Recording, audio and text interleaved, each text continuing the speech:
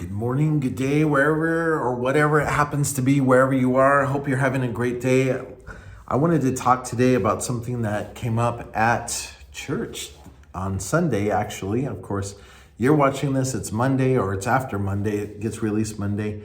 But this is something that we were talking about, and it's such a powerful thing, or something to remember that is mentioned in the book of Ephesians in a prayer that the Apostle Paul prays for the Ephesians church.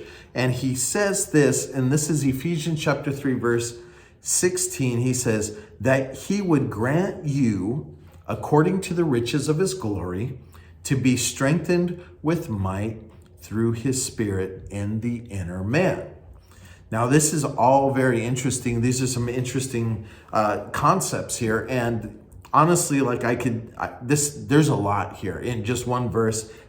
Is a lot to talk about, and I'm going to do it really quickly. The main idea is this, that God would give you strength in your inner man, power and strength, right? Power to live for him, power to overcome the obstacles that you face daily, power to resist the enemy and his attacks, the temptations of the flesh, to live righteously. All of that is something that God wants to help you with. And I think so often we forget this, that we trust God not only for our salvation, but also to help us along the way. We trust him to get us through in times of weakness, physical weakness, in times of spiritual difficulties, when we're struggling or whatever. We trust God to help us in those situations.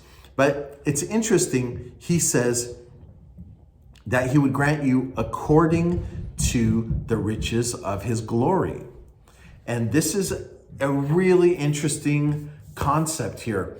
What the Apostle Paul is asking is not that God would grant based on the merits of the person, or based on the deeds of the person, or some earthly thing, that God would grant this request based on anything that we would drum up, or somehow we would muster up enough wealth or goodwill or something through our own actions. He's not doing that, because honestly, how far would that really get us?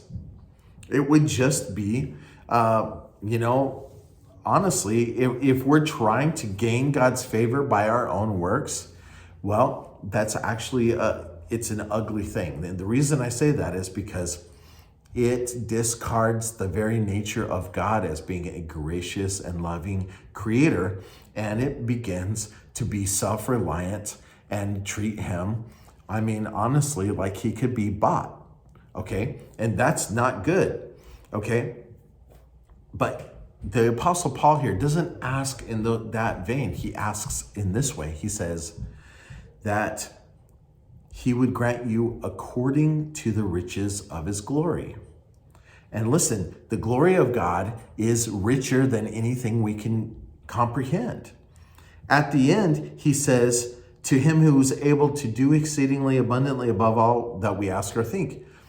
The reason he is able to do beyond what we can think, the reason he can blow our minds with his ability to basically answer this prayer and to strengthen us in our inner man, is because he is so wealthy in glory and riches. Not our riches, not these spoiled earthly things, but in eternal riches, in things that are honestly beyond us. Things, the nature of God, wisdom and goodness and holiness, these things, these are God's riches that he has displayed.